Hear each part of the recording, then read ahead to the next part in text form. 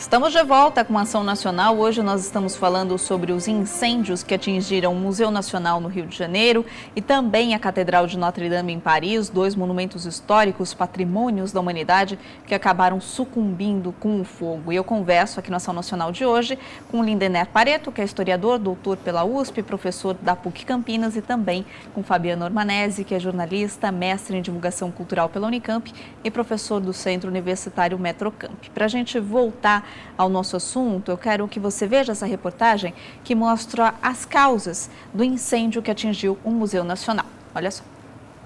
O incêndio que devastou o Museu Nacional na Quinta da Boa Vista em setembro do ano passado, no Rio de Janeiro, começou com a sobrecarga em um dos aparelhos de ar-condicionado. Foi o que apontou o laudo da perícia da Polícia Federal, apresentado nesta quinta-feira. De que o fogo teve início no auditório e teve o ar-condicionado como causa primária do início do incêndio. O auditório ficava no primeiro andar. Um perito criminal informou que foi identificado que os 3 aparelhos de ar-condicionado do auditório estavam ligados a um só disjuntor, quando o indicado é ter um disjuntor para cada um. Ou seja, deveria ter um disjuntor para cada ar-condicionado. No caso específico do auditório, era um disjuntor para 3 máquinas. Não estava seguindo a recomendação do fabricante. A Polícia Federal apresentou os dados do laudo e informou que não há previsão ainda para o encerramento do inquérito. Também não foi apurado ainda se há algum culpado pela tragédia. O Museu Nacional era o maior de história natural e antropológico da América Latina, com mais de 20 milhões de peças e uma biblioteca com cerca de 530 mil obras. O acervo perdido no incêndio é enorme, mas itens importantes resistiram ao fogo, como o meteorito Bendegó e o crânio de Luzia, o fóssil mais antigo das Américas. Só para a gente contextualizar, então, essa foi a entrevista coletiva dos policiais logo após a descoberta dessa falha que causou esse incêndio no Museu Nacional em setembro do ano passado. E aí a gente vê, professor Fabiano, professor Lindener, que foi descuido, descaso, que dava para ser evitado. Chega a ser patético ao ouvir o motivo pelo qual o incêndio começou. O que demonstra a fragilidade dos sistemas de segurança, dos investimentos, enfim, chega a ser negligente, eu diria, o que acontece. E envolve o mínimo de investimento público, de verbas do Ministério da Cultura, mesmo da Educação. Quer dizer, a política pública de investimento nesses bens, ela tem um ato de responsabilidade fundamental, né? Porque qualquer tipo de corte de verba leva... Eu trabalhei no Museu Paulista, no Museu do Ipiranga da USP, né? E todos os museus do Brasil sofrem estruturalmente de verbas. Tanto porque não consegue fazer parceria público-privada, mas sobretudo porque são instituições governamentais que não têm o dinheiro que tem que ter. Imagina, o Museu Paulista ou mesmo o Museu Nacional são museus de envergadura internacional, gente do mundo inteiro que conhece, pesquisadores de Harvard, a Oxford, e padecem de verba para colocar em disjuntores diferentes, como aparece na reportagem. Nós não estamos falando, por exemplo, né? de compra de acervo, Exato. Que seria uma outra questão. Manutenção. Há poucas obras. Não, há muitas obras, há um patrimônio, né, de importância mundial e este patrimônio não é bem cuidado. Eu costumo fazer uma comparação como se você trabalha, aí você compra um carro, mas você não faz a mínima manutenção neste carro. Este carro, em poucos meses, estará completamente destruído. Porque foi o que faltou manutenção. E aí o incêndio aconteceu ali nesse disjuntor do ar-condicionado, como nós vimos na reportagem, mas depois veio à tona também que o museu tinha muitos outros problemas estruturais. Poderia ter acontecido antes ou algum outro problema ali depois. Como a perda de vidas mesmo.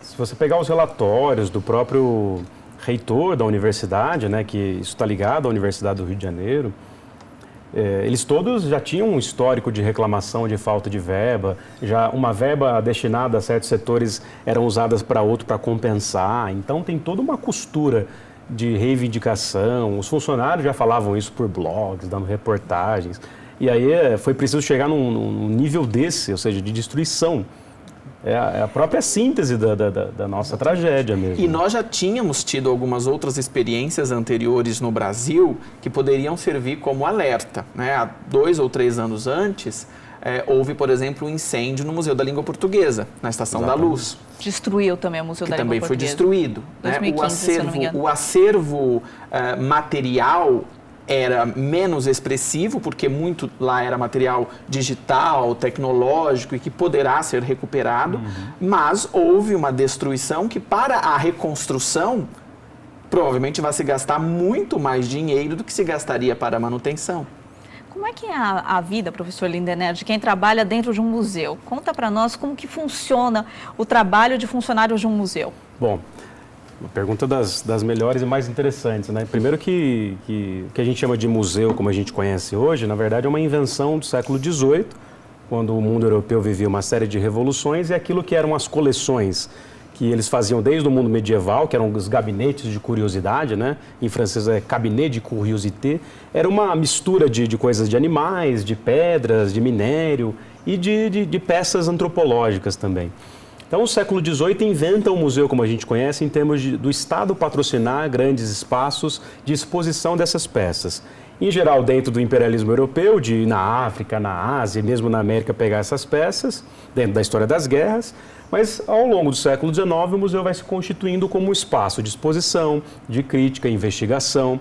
Então, os espaços expositivos do Museu Britânico, em Londres, do Museu do Louvre, em Paris, ou mesmo do nosso, aqui no começo do século XX, né, o Museu Paulista como Museu de História, que é o Museu de Ipiranga, que narra a história da independência do Brasil, são museus que se constituem também, aos poucos, como museus de pesquisa. Então, tem um acervo, esse acervo tem especialistas em papel, especialistas em fotografia, especialistas em peças minerais. Então, tem todo um cotidiano que exige esses investimentos e que exige especialistas. Então, um curador, um especialista em fotografia, ou seja, sujeitos que são pagos para essas especificidades.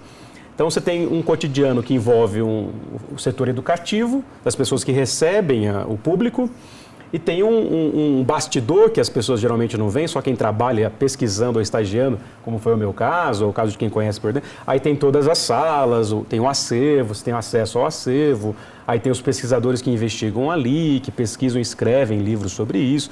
Aí, a partir desse acervo, se pensa...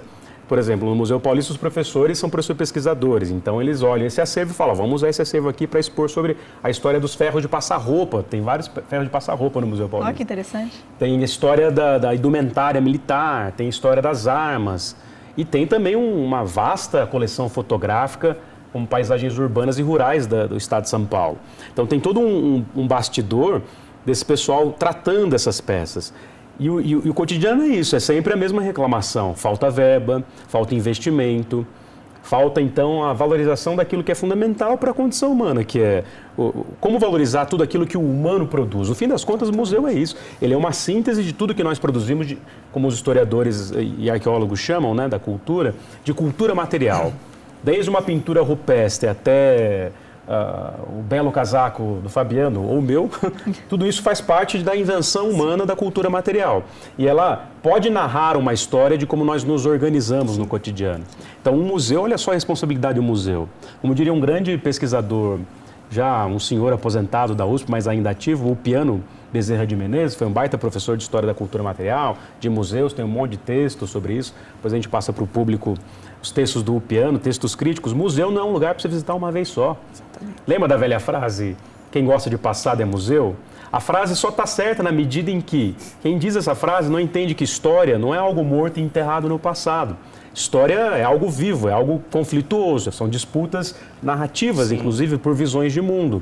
História somos nós mesmos, projetos de nós mesmos no passado que desaguam no presente. Como as águas agitadas do Amazonas e seus vários afluentes desaguam de maneira conflituosa no Oceano Atlântico. Então, o passado o tempo todo performa o presente. Por isso que é preciso preservar. Você está preservando a sua própria condição. É ali que está a explicação do que nós somos hoje. Do que nós somos hoje, porque que nós chegamos até aqui. Agora, professor Fabiano, me parece que aqui no Brasil também a gente tem uma confusão do que deve ter investimento público e do que deve ter investimento privado. Isso acontece em vários outros monumentos e prédios históricos aqui do país também.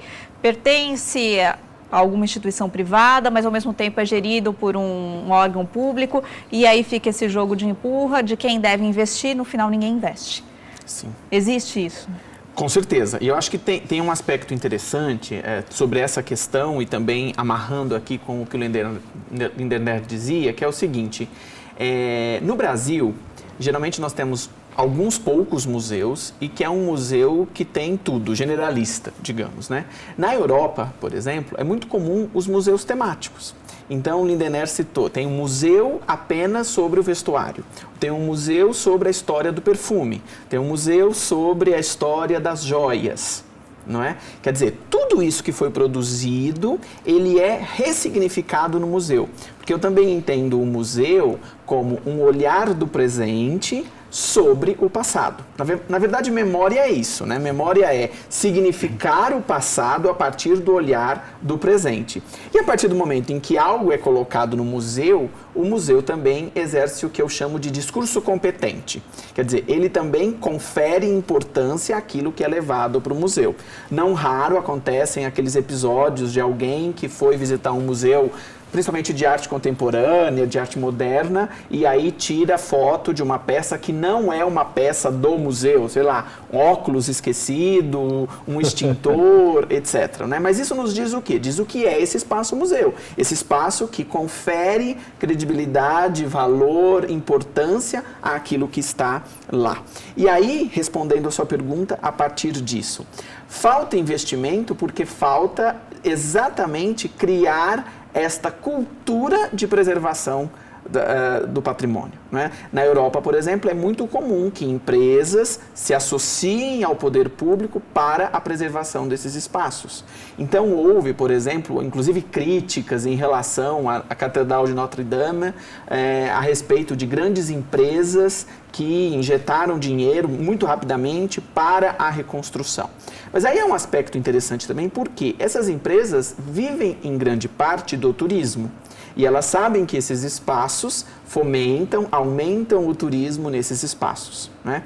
No Brasil, eu acho que a gente espera muito do poder público, o poder público faz muito pouco, e as empresas, elas têm, claro, por direito e né, é um negócio ganhar dinheiro, lucrar, isso faz parte da estrutura do capitalismo. Mas elas esquecem também de algo que é muito mais discurso e prática, que é a responsabilidade social, né, que são os investimentos que elas devem fazer para tentar minimizar os impactos que causam no espaço, na região em que atuam. E nós temos má interpretação também daqueles dispositivos que poderiam servir de incentivo e que são incentivos importantes, como a Lei Rouanet, que inclusive vai deixar de ser chamada de Lei Rouanet agora. Né? Quer dizer, há uma má interpretação desta lei, do que ela é e de como ela é utilizada, e isso só dificulta e cria preconceitos em relação a essa parceria que poderia haver entre o público e o privado. E toca justamente nesse ponto da cultura, e num país polarizado como nós estamos hoje em dia, geram emoções enormes e no fim a cultura não ganha com isso porque não existe um debate real do que é necessário e de como essa lei poderia ser usada de forma benéfica, né? Tanto para as empresas quanto para os projetos culturais. A gente continua falando sobre isso e vamos sim abordar no próximo bloco o incêndio na Catedral de Notre Dame. Fica aí, a gente volta já já.